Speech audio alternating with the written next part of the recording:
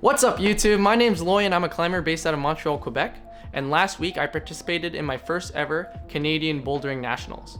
A little background, I started climbing 3 years ago, and 1 year ago I started competition climbing. This year I qualified in 13th place in Quebec to go to Nationals, 21st overall in the entire competition. Unfortunately, my performance was not what I expected and I ended up 84th at Nationals, but it was an amazing learning experience. I really am excited for what's to come in the future. So let's get the excuses out of the way. I got pretty sick the week leading up and during the competition. My CNS, my central nervous system, was really taxed, and that really made it difficult for me to move and contract my muscles in the way that I wanted to. And so that really limited my abilities on the wall. I felt like I was climbing at about 60% of my physical capabilities, which is fine. Even so, I definitely could have placed much higher if I hadn't made some tactical and technical mistakes on the wall. So let's get right into it. So this year, Nationals was a flash format, and it was split into 2 parts. So flash format means that the route setters will send us the boulders, like videos of the boulders of them forerunning it, so that we have a general idea of what the beta is supposed to be or what the intended beta is. Personally, I don't really like this kind of format. I'd much rather it be an on-site round, just because I feel like reading a boulder is an important part of climbing. And I also find that having the intended beta can sometimes make you uncertain about committing to a beta that might be better for you.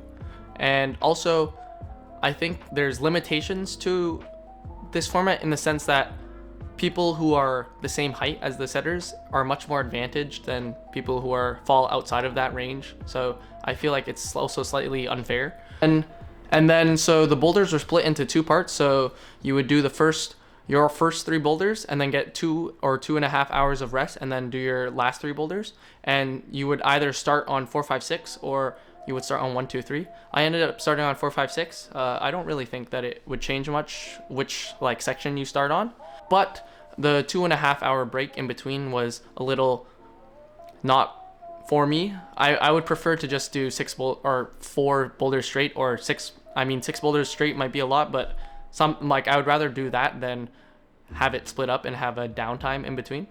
And then again, didn't really have an effect on the outcome of what happened. Let's get right to it. I started on boulder 4, which was the slab, which I was really, really excited for, because I think that I am good at slab. I think that I can do some pretty hard slabs, and my issue is mostly doing them quickly.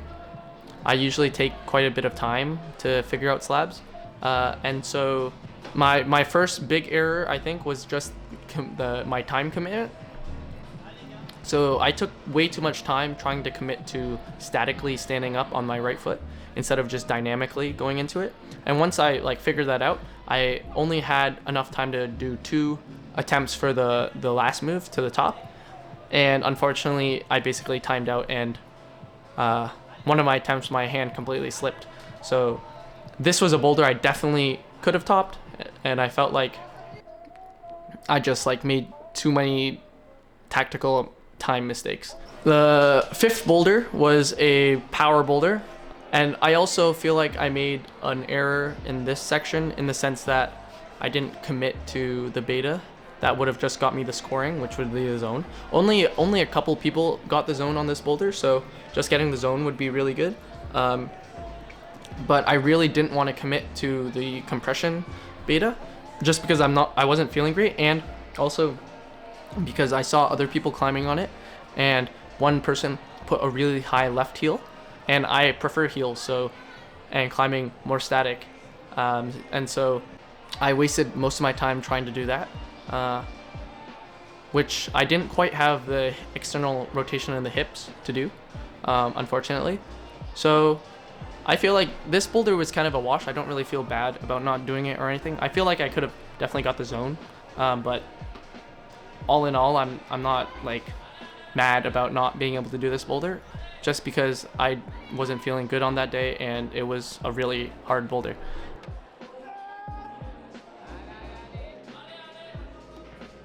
The 6th boulder was a coordination. It was a redirect dyno, And this is where I kind of realized my big error in my training for the last couple months, which was contact strength was lagging behind really quickly. That, along with my central nervous system being taxed from being sick, it made it really obvious that I wasn't latching, and my muscles weren't contracting fast enough on holds the way that they're supposed to and I'm used to doing. And so I just knew that this was not a boulder that I was going to be able to do in the state that I was in at that moment. So I did just try dynoing just straight to the zone, and I don't think that would have worked, but I mean, I'm gonna give it my all even if I'm not feeling great. So I just tried it, and this boulder is also a wash. I'll definitely be able to do these types of boulders in the future, so we'll get back to it at the end when we talk about my mistakes. Then I took my break, supported some friends, did some non-sleep deep rest, just tried to really recuperate, watch some beta of like how other people are doing the boulders. And basically what most people were coming out with, just talking around, is that actually the 1, 2, 3 boulders were actually easier than the 4, 5, 6 boulders. So I originally thought it was the other way around, just because of the slab, and because the boulder 5, even though it was really hard, is like, I'm really physical, so it's kind of my style. And then I mean, the 6 was definitely hard, but not crazy hard, so wasn't too sure. But yeah, most people thought 1, 2, 3 were easier, was an easier round. And so I was really excited. Like I had failed my 4, 5, 6. And at this point, I didn't really realize that I was like that sick or that bad. I just felt like I was just in the mode of performing, like who cares, like what I am right now. Just like, you're still well capable enough of doing these boulders, so just get them done, like do them. So I was getting super psyched. I was so ready to like make up for my mistakes on 4, 5, 6 and just crush these boulders. But unfortunately, my illness and my feeling not good really just displayed itself on these boulders. The first boulder was this crimp line that is like made for me. I would have absolutely destroyed this boulder on any other day, but unfortunately my CNS being taxed and my power endurance was really feeling it from being sick. Even in my weakened state, I could absolutely crush the first couple moves, and then as soon as I finished those 3 moves, like I could feel like I was just like dying. Like I was so tired. I could feel my muscles, myself willing my muscles to contract against my body's, like what my body wanted. I vividly remember just trying to crimp so hard on these boulders.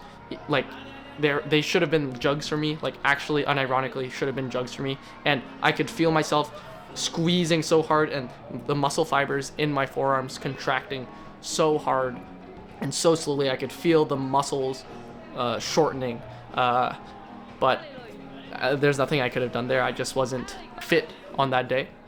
So that's really unfortunate. I think I still definitely could have got zone on this if I just, but I was tired at this point, and sick and just not performing well. What's up, YouTube? Today I'm here at Canadian Nationals trying boulder number 2.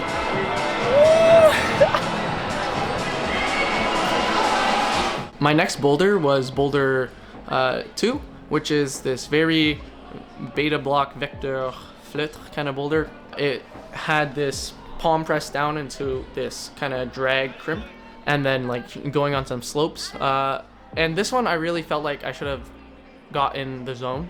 I definitely could have, but it was mostly a technical slash I wasn't feeling good kind of issue. So I saw a lot of people basically do what I was trying to do, which was reach to the zone hold static with their feet still on the wall, but I was too short to do that, and I didn't. And most of the shorter people ended up just dynoing to it, and it was good enough to hold it, but I didn't really realize that. I definitely think that I could have stuck it in my state, but because I was feeling so bad, the intro move felt hard for me. Like if you're a climber, you'll know that like one day you'll like go into the gym and the positions feel like really hard to hold, and then the next day you'll come in and you'll be like, why did I even struggle on these moves? And this is definitely what this boulder felt like.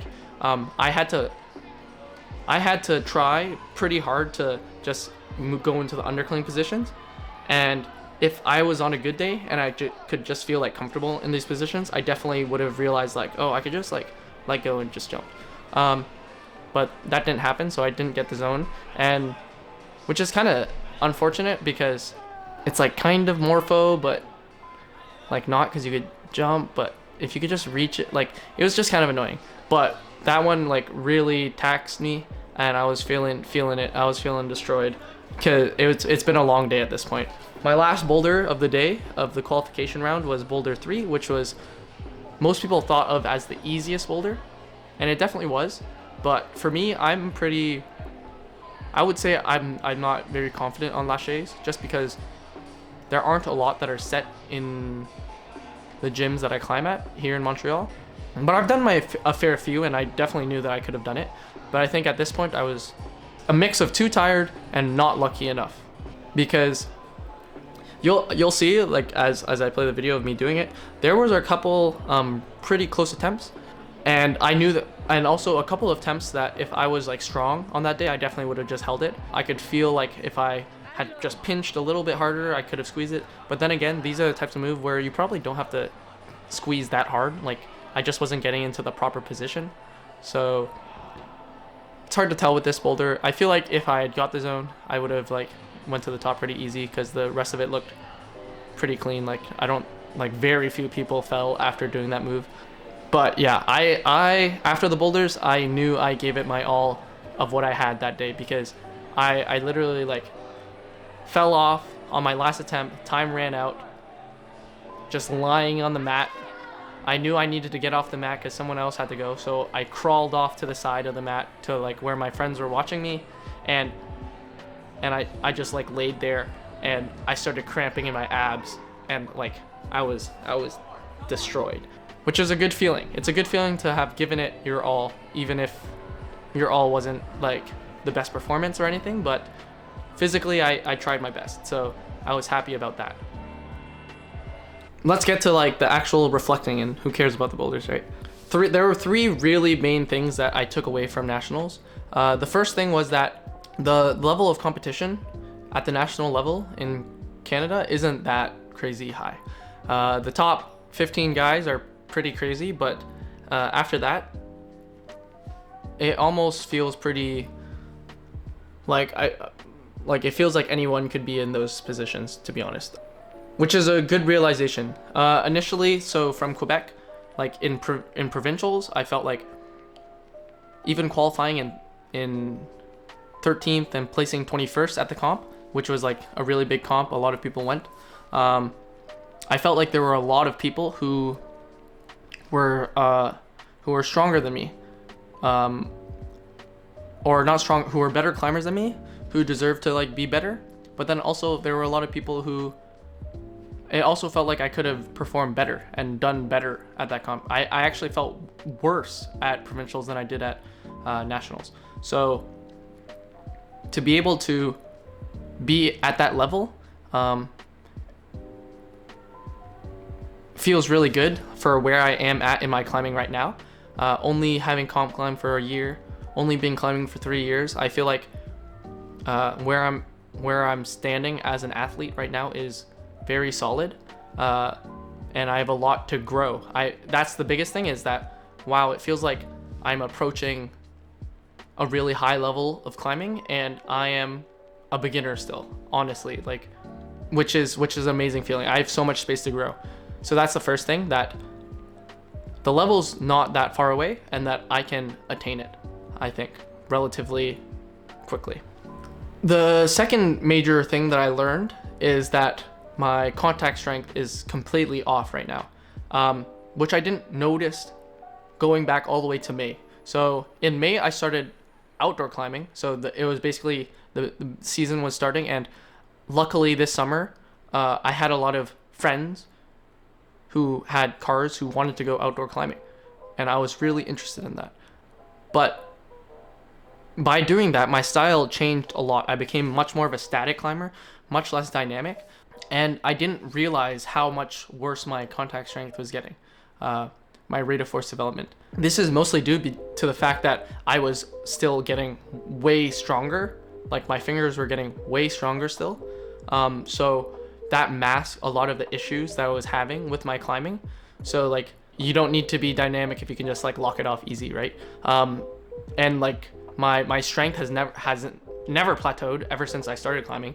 I've always been getting stronger. So it was kind of weird. It was a weird idea to me that something could like lag behind just because I was always getting better. So, but now that I realize it, and I think the sickness was actually the thing that really highlighted it for me, because I was already limited in my capabilities of my quick twitch. But then as soon as you get sick, like your nervous system is like shutting down. So I could feel how slow everything was moving, and it felt really bad. And so now have a big plan to like fix that, but hopefully that's like something that really resolves a lot of the issues that I've been having with my climbing as of late. And the third thing is that I have like a renewed sense of purpose in my climbing. Not that I didn't have any purpose in climbing, but if you had asked me like, why do you climb, like last month and for the years before that, it would mostly be kind of a philosophical thing of, I don't really know why I do it, but I'm taking that existential leap towards it. In philosophy, in existentialism, there's this kind of main idea of there is no inherent purpose to the things that we do, but the way to resolve that is just to impart our own purpose onto it. So whether that be a Sartrean radical freedom of living true to yourself, or Camus' like myth of Sisyphus kind of idea, or for me, my favorite, Kierkegaard's leap of faith, all of these situations surround the idea that we can't find inherent purpose to the things that we do. There's nothing inherent about it. But by taking that leap of faith, by just being happy in doing the absurd, by being radically true and free to ourselves and acting in that way, we can find purpose in it. And so that's kind of how I was viewing climbing, that I don't really know what part of climbing that I enjoy. I don't even know why I really enjoy climbing, but I've taken that leap towards just committing myself to climbing. And now I have a much more clear reason. This is because I didn't realize that I was kind of pigeonholing myself a little bit. Just a lot of people see like my physical qualities and think like, you're more suited towards outdoor climbing. And so I tried a lot of outdoor climbing this season, and I just didn't enjoy it that much, because it's not, now I'm realizing it's not what I really want to do. I don't really care about climbing hard, which is different than like climbing. Like, I know that I will climb hard. Climbing the grade isn't really the goal. Like, I don't care about climbing it, but I know that I will eventually climb it, is the thing. And I think it's highlighted in the idea of like mastery, pursuit of mastery. It's like, I just want to be good at climbing. And I think that comp climbing really represents that. No matter what like people say about modern day comp climbing, the movement and the problem solving and the breadth of movement knowledge that you have to comp climb is really, really what I think mastery means in climbing. To be able to do all the things in climbing and to do them well, and to apply them to different situations in climbing and apply them to different styles, I think that it is so important. And that's what I really, really pursue in climbing. So I know that for the next year, I'm probably going to be pretty committed with the goal of going to nationals and performing well. I think that's like my main goal right now. And so it doesn't mean that I won't go outside or I won't like do other things, but it just means that I'm more focused in my goal now, because I know what I actually want out of climbing, which is nice. I'm still growing with my ideas a lot, so I like to think of this idea of you coming along this journey with me. I'm not here to tell you what's right or wrong or anything like that. I just want to bring you along on this journey of like figuring it out together, which I think is kind of cool. Yeah, I hope you like that reflection. Like, subscribe, comment. It really means a lot to read your comments, and I read every single one of them because there's like only 6, so it's pretty easy. But I hope that you got a lot of value out of this, and I hope to see you next week. Bye.